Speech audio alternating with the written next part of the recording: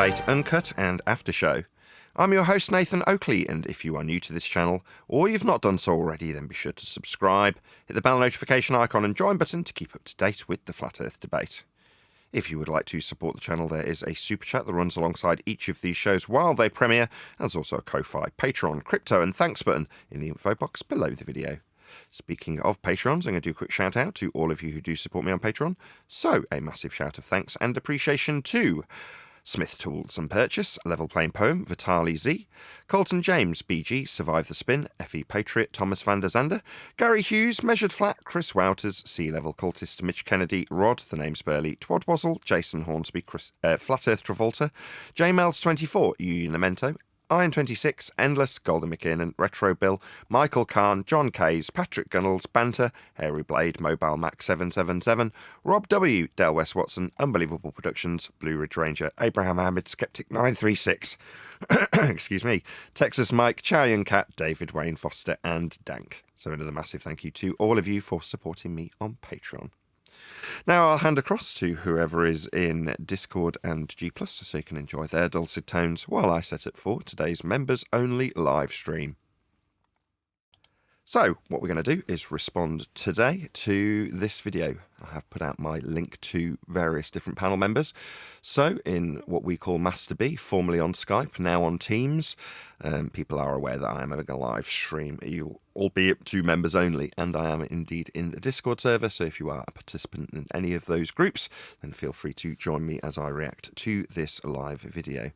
I will put a link to this videographer who is, whose name completely eludes me, Dr. G Explains is the name of the video, and it is Apollo 11 Moon Landing Hoax or History, ?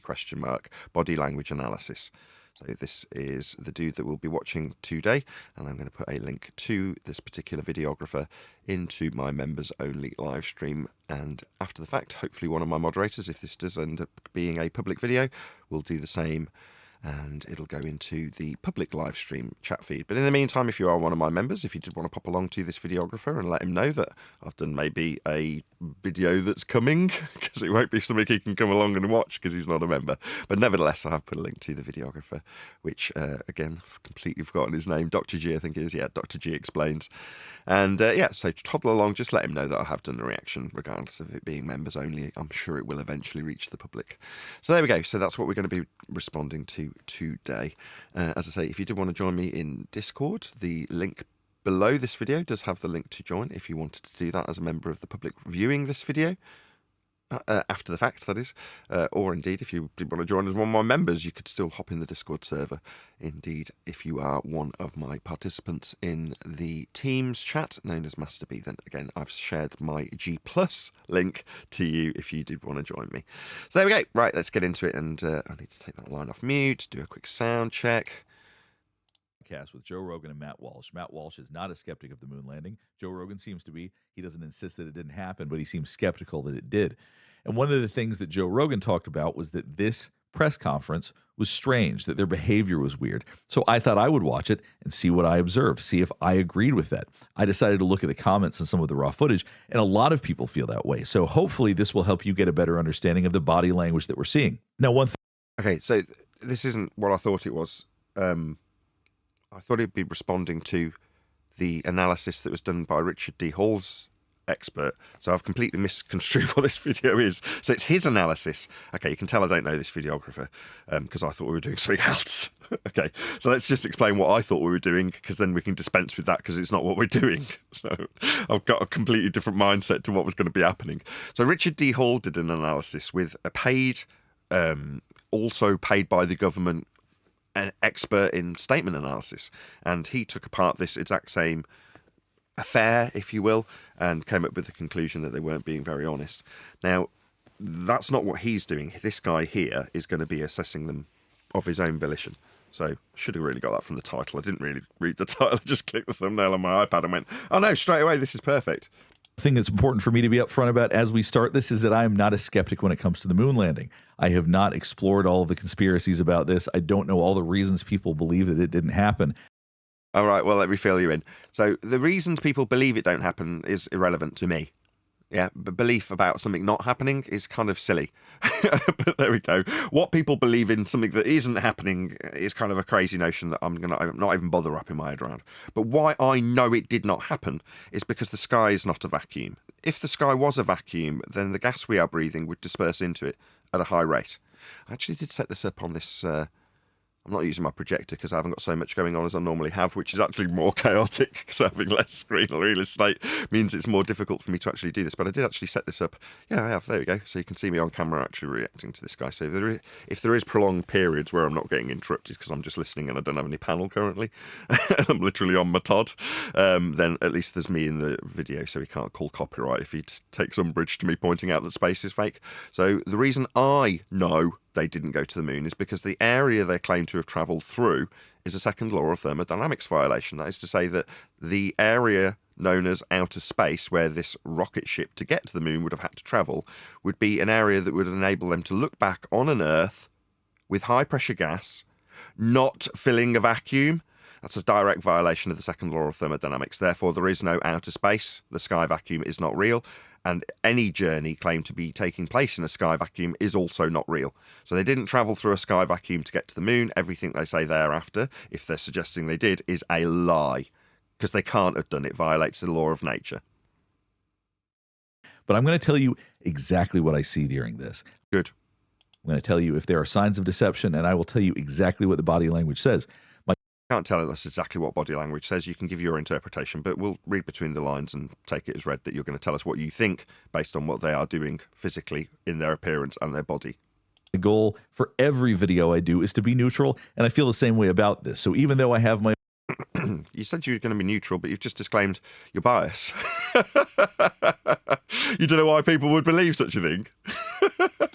Don't tell people you're neutral if you're going to disclaim your bias immediately. Perspectives on this, I will tell you exactly what I'm observing from their body language. And after we finish watching some of this footage, we're actually going to go back and look at some of the footage from the press conference before the mission. All right, let's just jump right in. At this time, I'd like to introduce the Apollo 11 crew, astronauts Neil Armstrong, Michael Collins, Edwin Aldrin. Neil? So if you look at the behavior already, you can see they're all a little bit closed off. Buzz Aldrin's on the left, Neil Armstrong's in the middle, Michael Collins on the right. Closed off. They look like they're about to be interrogated as opposed to disclaim the greatest achievement of mankind. You know, look at them. I've heard this described previously as someone looking like they've had a dump taken in their cornflakes, and that would be an accurate description of the look on these three men's faces. So this is going to be their baseline right now. The baseline is basically their default body language. What? You think this is how they look generally, do you? No, if you're going to get a baseline, well, obviously this guy's no behavioural panel. A baseline is a baseline, right? It's how someone generally behaves as a base, right? Taking this as the standard, it's like what, reset it at 0 when they look the most uncomfortable they've ever looked. No, this is not their baseline. Oftentimes, particularly when it comes to deception, we look for changes in body language. So right now, all of them are a little bit closed off. They're all touching their hands. They're not wide open, which is something that we look for when it comes to honesty. We'll see if that changes as we keep going. So what you're saying is they've got a dishonest baseline. Just a standard, they look dishonest. That's what you're saying. This is great. I'm enjoying this more than I thought I would. It was our pleasure to have participated in one great adventure. It is our pleasure. Yeah, it looks like it was a delight. Now, if you look at his shoulders already, they're very bunched up. So he may be somebody that's either uncomfortable speaking in front of others or he feels anxious right now. But this type of shoulder position we think of and we associate with discomfort and stress. It's an adventure that took place not just in the month of July, but rather one that took place in the last decade. Sounds nervous. He's got a quiver. What I call a quiver. July. He's wavering in his throat because of tension. And I can do this too. So I had voice and speech lessons. Right? Professionally trained as a voice actor. People are like, how come I can understand you where I can't understand other Brits? It's because I speak correctly. I was trained to in college. So when I hear what I've been trained to avoid, the throat tightening up.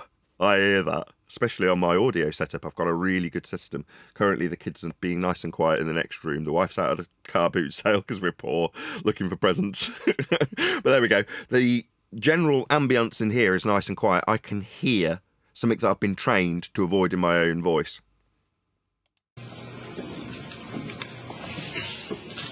Oh, we all here and the people. Now, you may have noticed he just scooted back. Now, when we are emotionally connected to people, whether it's in court, which is oftentimes what I'm analyzing, or whether it's situations like this, the more we lean forward, the more we're trying to connect with the person we're speaking to. Leaning back, sometimes it can be for comfort, but sometimes it's also a way to disconnect a little bit. Let's look at the context of when he did that. Well, now let's look at you for a second. So you've just given us a bit of a resume statement, as the behavioural panellists call it, right? You've disclaimed that you do this for courts. Good, it ups you in my credibility, as much as I was joking about your bias earlier. I did pick it based on the fact that you at least got doctor in your title. I don't think you're a Professor Dave bullshitter. I think you are actually doing this for a profession and therefore have a bit of credibility when it comes to your assessment. Psychological or otherwise, obviously we're not dealing with the sciences, this isn't empirical, but by the same token, I do lend a certain degree of credibility to what this man says, and the ease in which he gave his resume statement tends to bolster that, for me at least, a little bit. One that took place in the last decade. Oh, we all here and the people listening in today had the opportunity to share that adventure over its developing and unfolding. So for whatever reason, when he talked... That's a lie, straight up lie. He's just said we all got to share in this adventure. No, the people who listened to it on the radio and watched it on TV weren't sharing in your adventure. Number one, your adventure was a complete hoax, a complete fraud, a complete lie. You didn't travel through a sky vacuum, so what you presented to those people or told them on the radio was not what they were experiencing, nor were they sharing in it. So that's a complete lie. About this being something that they've been working on for the last decade, he chose that to be the time that he scooted back a little bit. Now, I want you to watch Buzz Aldrin, who's on the left. I want you to watch his mouth right here. We all here and the people listening in today had the opportunity to share that. So you see him licking his lips. Now, this is something that Buzz Aldrin does quite a lot, actually. We're going to be talking about that more as we go. But when you lick your lips, it's a way to feel less stressed. It's a way to calm yourself down. It's a pacifying behavior. So he's got a contradictory opinion. So the behavioural panel would say that that's a preparation, a hygiene preparation. So if he's about to talk, you lick your lips because you don't want any, in my case, coffee. Quite frequently, I don't do that because I'm too relaxed. So I've got a great big smear lipstick of chocolate around my lips. And I'll be doing a video. I don't care. So I'm not doing this. Oh, yeah, I'm about to be assessed for my appearance. Better lick the chocolate off my lips. I don't care. I've got too old to care. Now, that hygiene gesture, there we go. That's how they'd phrase it on the behavioural panel. I'm just being devil's advocate for them, really, because they've obviously got a different opinion to this, which is what I said earlier. This isn't a science. Now, comforter, maybe you could class it as the same thing, but to me, just that looks like he's hearing his colleague about to finish talking and is doing a little hygiene gesture, preparing his mouth to speak. So maybe I'm wrong, maybe you're right, and who knows, who cares, but so far this is a bit of a nothing burger. What I hear is the man talking, and I'd rather do the deception-dective methodology of listening to what they actually say. He's widening out his personal experience that's supposed to be the greatest achievement of mankind's history to the wider audience. That to me is incredibly telling. Now, if I achieve something, this book, right, I'm getting help, and I'm having to subtly bat off that help and retain it as mine, because it is. And I'm not going to let anybody take the credit when it's got my bleeding name on it. It'll be my book. Now, I'm going to say it's our book, unless I'm pacifying somebody who's actually assisting me in the process of making it. In other words, giving me help. And I need them to feel like I'm very, and I am, appreciative of their help with my book. Yeah, it's mine. And I'll disclaim it as that when it's got my name on it. This is his achievement. Well, he's expanding it out to the wider audience. We've all experienced this. No, we haven't. No, we watched you lie about it on TV, Neil. So why is it that right now, as Neil Armstrong is talking about this, why is that a time that Buzz Aldrin is trying to calm himself down? Let's see whether or not there's a pattern to it. But oftentimes that suggests that you're feeling something. We don't have to calm ourselves down for no reason. Yeah, he's about to lie through his back teeth, that's why. I already know, because I already know what he's about to lie about and why he'd have to lie about it. He hasn't travelled through a sky vacuum. He hasn't been to space. He hasn't landed on the moon. You can be damn straight he's going to be nervous about it. So whether or not that he's just anxious being on the world stage because this was potentially or arguably the biggest event in human history at. There you go. So wouldn't he be excited to tell him that? I'm excited. I can't wait to tell people about my book. All I've done is written a book. I can't wait to tell people about it, though, because I'm very excited about my achievement. His greatest achievement. It's collective bullshit. Just didn't happen. At the time, maybe that's just anxiety provoking for him, but we are seeing him do pacifying behaviors. Michael Collins less so. He just seems to be engaged right now, but we'll see if that changes. Adventure over its developing and unfolding in the past months and years. It's our privilege today to share with you. So as Neil Armstrong's continuing to talk, watch his hands right here. See, he's picking at his knuckle right there. This, once again, is a pacifying behavior. Those are what we look at, and those are what we focus in on when it comes to whether or not somebody's being deceptive or is. Again, why would there be any need to be deceptive? So far, we've really heard nothing, right? What have we got so far? This is the first few seconds. So why would he need to be picking his knuckles? It's because he's preparing himself for the lie that is about to be told. Yeah? It's a preemptive stress. Is uncomfortable. The reason that we associate calming behaviors, pacifying behaviors with being deceptive is because we oftentimes feel uncomfortable being deceptive. We don't like to do it. So when we're doing it, we have to do things to calm ourselves down. Privilege today. Yeah, lying's mentally hard. Yeah, he's correct. To share with you some of the details of that final month of July that was. Again, distancing language, as behavioural panel would describe it. The events of May.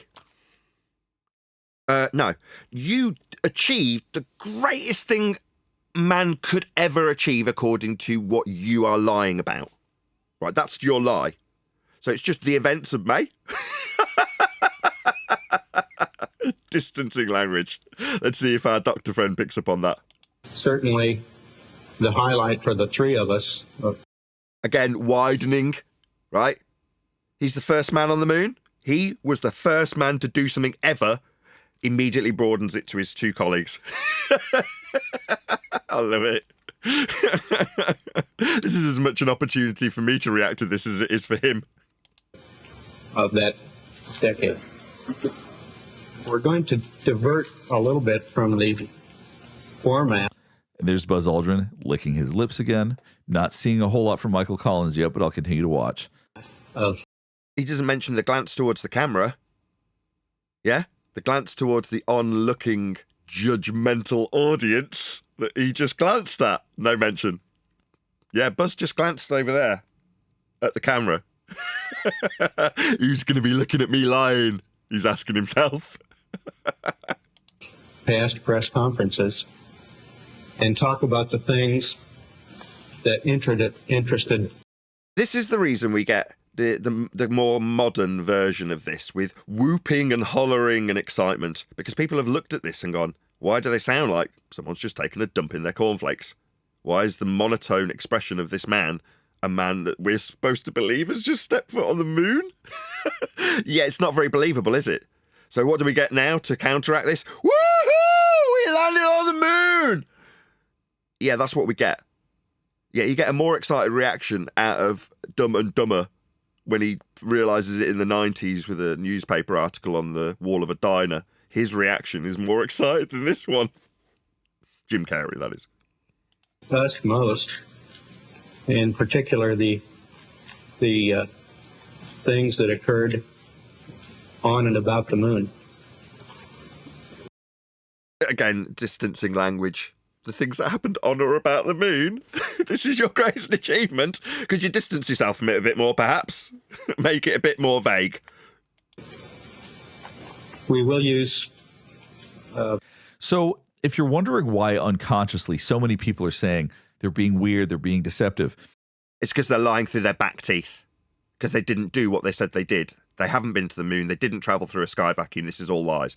That is why they are acting like they are.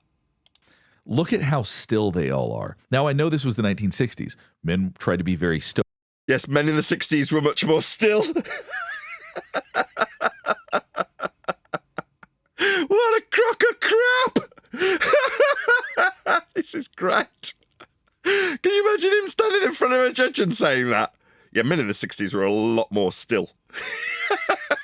What a load of nonsense. Stoic, so it could really be as simple as that. But they're all very still. And the reason that being still matters is that we tend to associate stillness with trying to hide.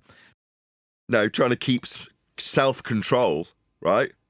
If you're going to be lying, you've got to keep a lot of stuff under control and locked down and focus on what words are coming out of your mouth, because at the time of the lie and the deceit, that seems like the most important thing, hence him licking his lips, getting ready hygienically to speak, because he knows that the words are going to be much more critical than his body language. Where you come in, now, don't get me wrong, that's still critical, but just so that's avoided, everything else gets locked right down. That's what's happening here, because they're bullshitters, they're all liars.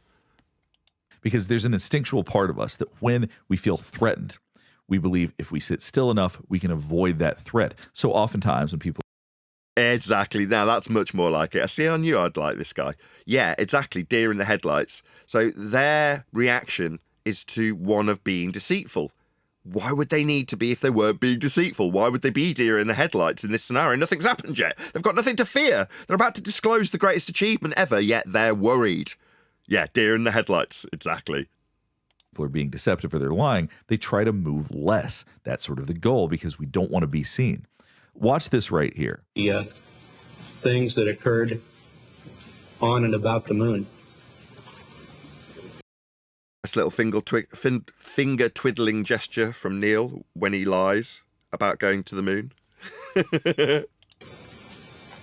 We will use... Didn't get picked up on. Can't believe it. I'll rewind that bit.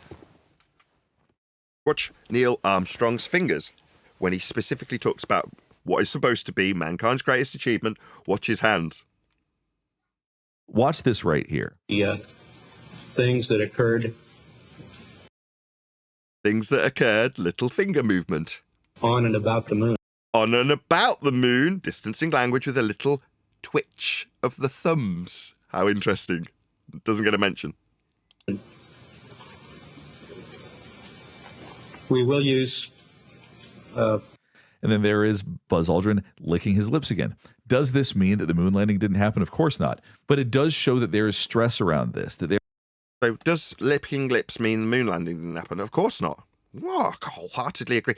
Does it mean that the sky could possibly be a vacuum? We're breathing high-pressure gas. That is gas at pressure, pressing on stuff. A container? If the sky was a vacuum and we lived in a containerless system without anything to press on, we'd have no gas pressure.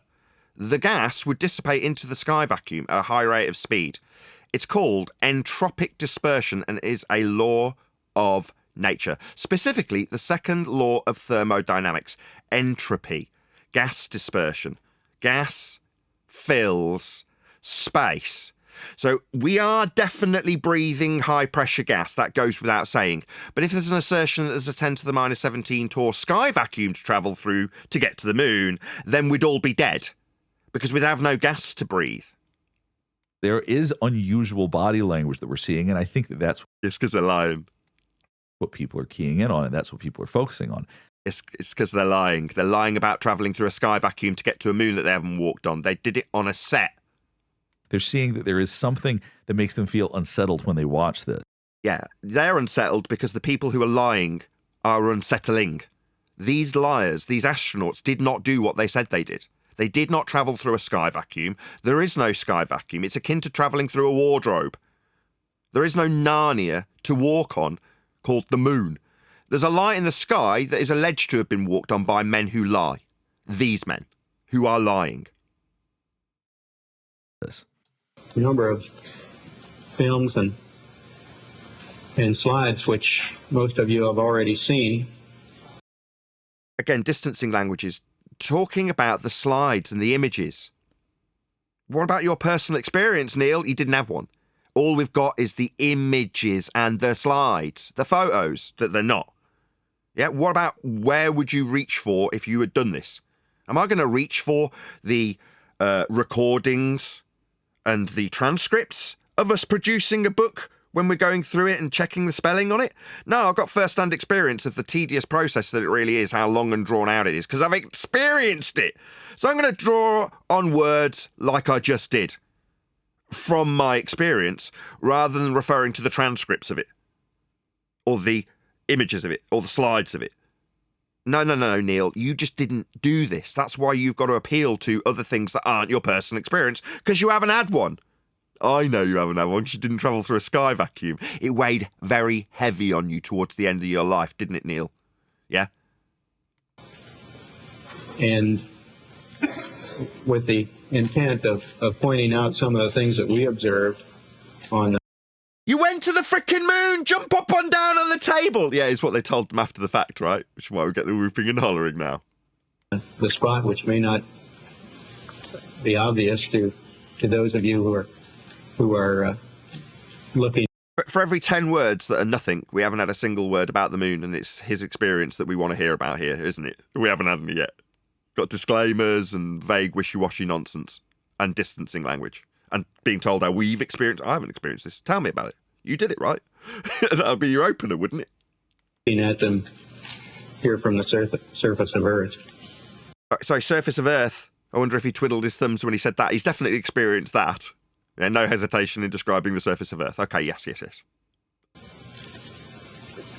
Now, up to this point, Neil Armstrong hasn't been licking his lips as much as Buzz Aldrin does. Like I said, he does it a lot. Neil Armstrong does it less. Let's go back and see what he's talking about and why he's licking his lips at this time.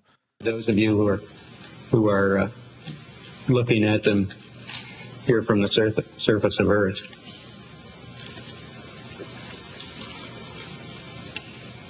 Whether or not that he's just not a comfortable public speaker, this does seem to be continuing to stress him out. Yeah, he's talking about people looking at the fake and fraud and lies. So he's hesitating while he describes people looking at the fakery. That's what he's talking about, isn't he? Listen to what he's actually saying. This is why I love Deception Detective more than these body language analysts. Because when you listen to the actual words that are coming out of his mouth, it's a lot more telling. He's talking about us and how we experience these images that he's now lent into instead of his own personal experience. And then he pauses after describing how we will look at them. Us. The ones that he simultaneously expanded out his experience to initially. It's all very telling when you listen to the words he's saying. There does seem to be stress here. And I understand they'd been in quarantine for like 21 days. They just got back from an incredibly complicated space mission. Oh, you know that, do you? Yeah. And yet you just claimed that you weren't biased, that you were neutral. You already believe what he's telling us. You've taken it as read, and now you're bolstering it. Were you there? Were you in quarantine with them? You've got first-hand testimony from somebody who did experience them in quarantine. No, you did not. This is a disgusting disgrace. What a bias that you now show. How do you know they spent time in quarantine? You do not. You got the images that were presented to us that he's hesitant to talk about right this second. That's what you've got. Listen to his words. What you've taken as read are the images he's now so hesitant to speak of. So there are reasons that they might feel stressed out. Why are you making these excuses for him? This is an outrage. Outside of the idea of deception and lying. But like I said, I'm trying to be as neutral as I can, and No, you show your bias. I get frustrated with you and you immediately, like the last time, where I gave you a pass. Now I won't. You're not neutral. You've just given him everything he's lying about. You are a disgrace, Doctor. Not neutral. Let's get that absolutely clear. You're getting told off by me for it. If it's not bleeding glaringly obvious, you've just given him every bit of deception he's having to lie about. What a frickin' outrage. Neutral my ass. And I'm trying to point out everything that I see that could be related to that. So you didn't see him in quarantine here, sir. I hesitate to call you a doctor. Don't lie about what you are doing here. You have not just done that. Did you see him in quarantine, sir? No, your bias fails you. Very irritating. Don't disclaim your neutrality. You're not. Let's keep watching. Let's see what else comes up. Did we see the quarantine? Did that come up? Did you just watch that with your neutrality? And bullshit us, Doctor. The flight, as you know, started promptly. And I think that was characteristic of... Now, another thing you're going to see here is you're going to see a slight smirk come across his face. The question is why? Now, he's saying that the flight was prompt. Maybe there's a joke in that. Maybe there's something funny about that, or maybe that's a play on that idea. But you do see a smirk right here, which... It's called many a true word spoken in jest. If they did do any flying, it wasn't for days on end around the moon, because that isn't an area they can fly through. Yeah? Now, some might call it duper's delight. I say many a true word spoken in jest. Which we do sometimes actually associate, once again, with deceptiveness. Watch this right here. The flight, as you know, started promptly. You see that smile right there? Now, it could have been, once again, something about the idea of it being prompt. There may be some humor in that. Maybe that's something that I'm not fully understanding because I don't know the context of that part of it well enough. But that's a very clear smirk right here. And I think that was characteristic of all the events of the flight. The Saturn gave us one magnificent ride, both into Earth orbit and on a trajectory to the moon.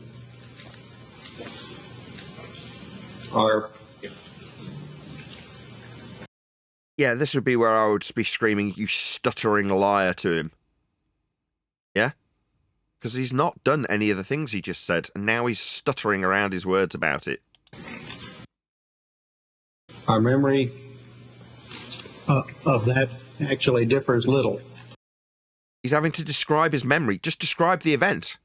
Don't describe how your memory would vary in any way or instance. When you've got an actual memory of it, you just describe the memory. You don't tell people it's a memory, you just describe it. Instead, he's disclaiming how his memory may or may not change. I mean, my God. Now, this was very interesting, and I'm going to break this down bit by bit. Let's go back here, because I want you to watch some important things. Okay, so first you saw him raise his eyebrows. Now, we do that for two things. Sometimes we do it when we're shocked, and sometimes we do it so that people will pay attention to our face. Like if you're in a crowd, you see somebody and you raise your eyebrows so that they'll see you. If you're talking to somebody and you raise your eyebrows, sometimes you do it for emphasis. But the goal is to bring attention to your face when you do that. Straight to the moon.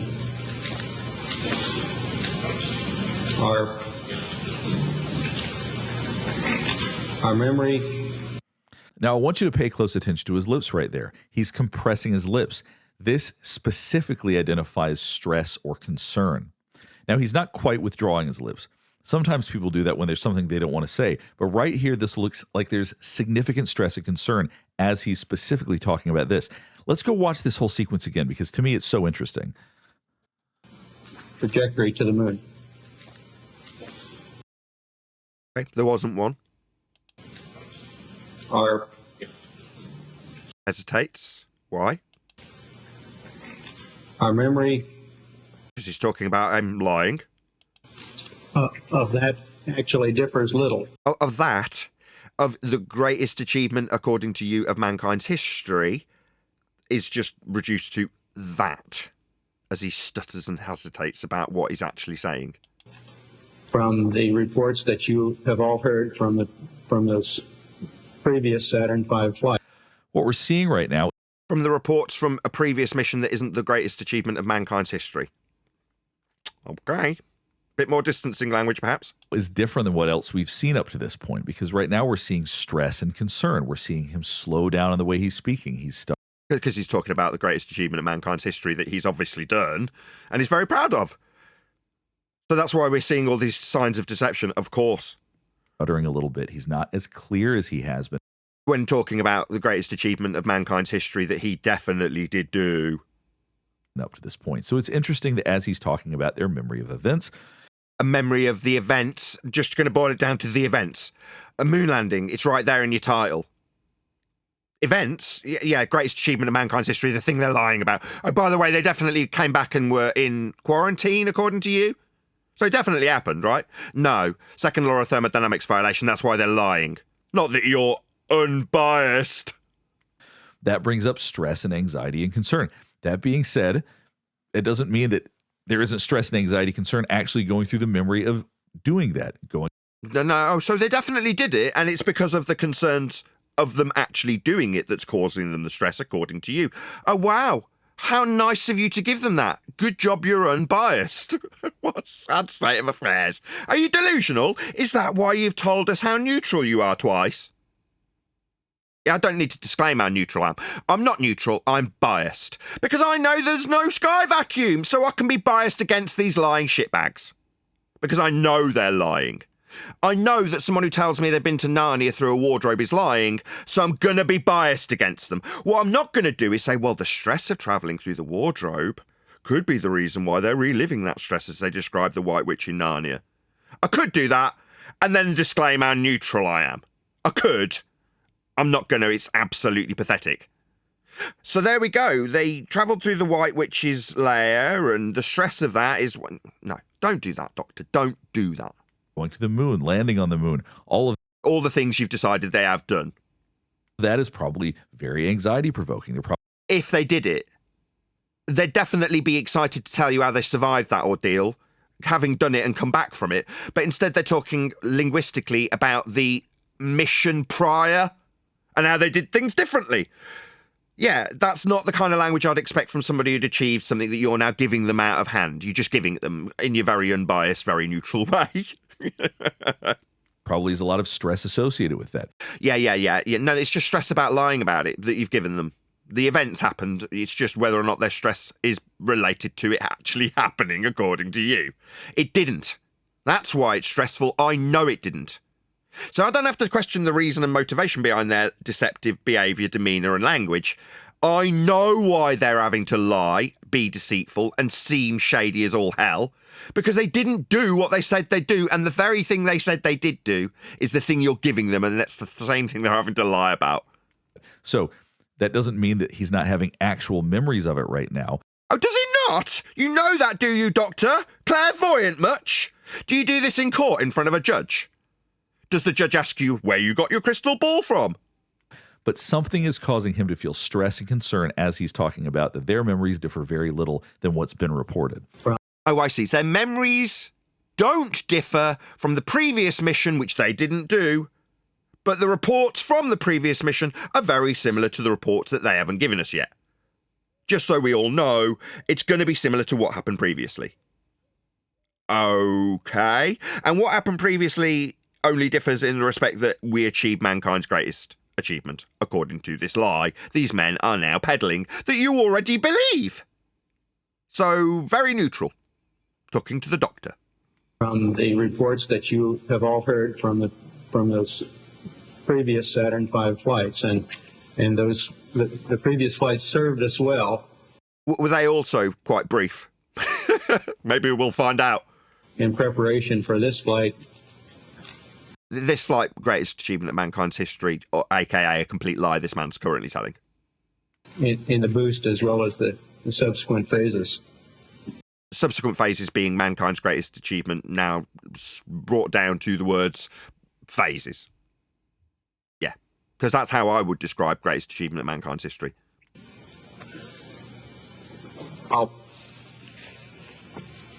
We would like to...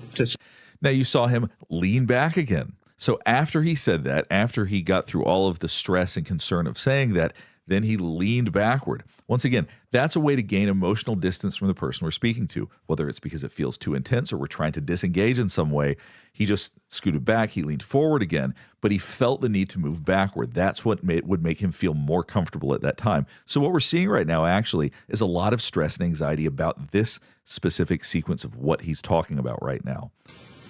Yeah, but you can't analyse it because you've already disclaimed that you believe everything he's telling you about. So how can you possibly analyse it for deception when you believe what he's telling you? You automatically believe him. So you're cognitively biased. You're in cognitive dissonance, quite literally. Because on the one hand, you believe what he's lying about, but you can't believe the expressions and anxiety that he's displaying as he says it. So you aren't in a position to assess this as far as I'm concerned. You're biased. In the boost as well as the subsequent phases. You already believe him, Doctor, don't you? You think this man went to the moon, don't you? Doesn't matter that you're seeing the signs of deception are there. You just want to square the circle. So it's because of how stressful it was to go to the moon. Not that he's lying about going to the moon.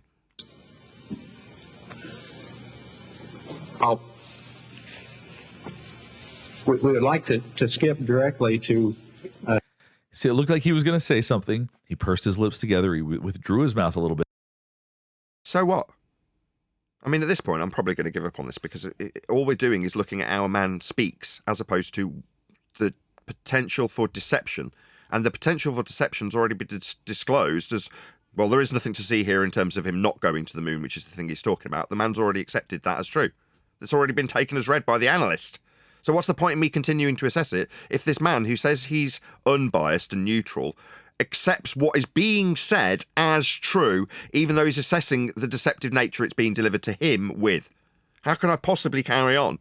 But leaned back and then regathered his thoughts. So what? Thoughts about what? Because we've already decided, meaning you have already decided, he's done what he's describing. Now, he hasn't actually described any of it yet. He's talked about how much it will be like the previous one.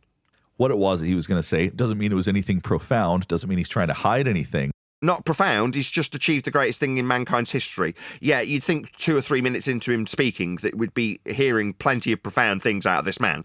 No, it's all very vague, it's all very distanced from what he's supposed to have been doing, that you already accept he's done, regardless of him not even talking about it yet.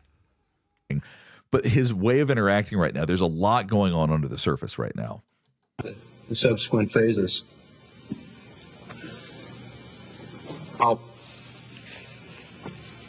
We would like to skip directly to... So now they're going through different aspects of the flight. We're going to be skipping around some, and after this, we're going to look at some of the Q&A. Relatively close range. It had a decided three-dimensional effect and was undoubtedly one of the most impressive. Now, one thing you're seeing right now is you're seeing Buzz Aldrin playing with a pen. You're going to be seeing this throughout. But this is a way, once again, to help manage feeling stressed or concerned. So when we're fidgeting like that, think about there's a goal in everything that we do body language-wise, and that is to calm ourselves down. You can...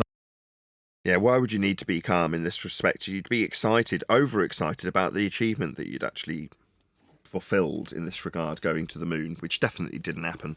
So even though it's only going to be a 45-minute session today, I think I've reacted enough for this for me to understand my own limitations of frustration with somebody who's completely biased towards the events that are being described. So with that, I'll say if you are watching this on either Nathan Oakley 1980 or Nathan Oakley Programming streams, then stay tuned as there will be an after show to follow. But if you're watching this on the members only live stream, this is where we bid you farewell. So massive thank you to all of you who hopefully let this videographer know at Nathan Oakley 1980 sent me, joined as a member and all that good stuff. I've been Nathan Oakley and I will see you all in the next video. Oh.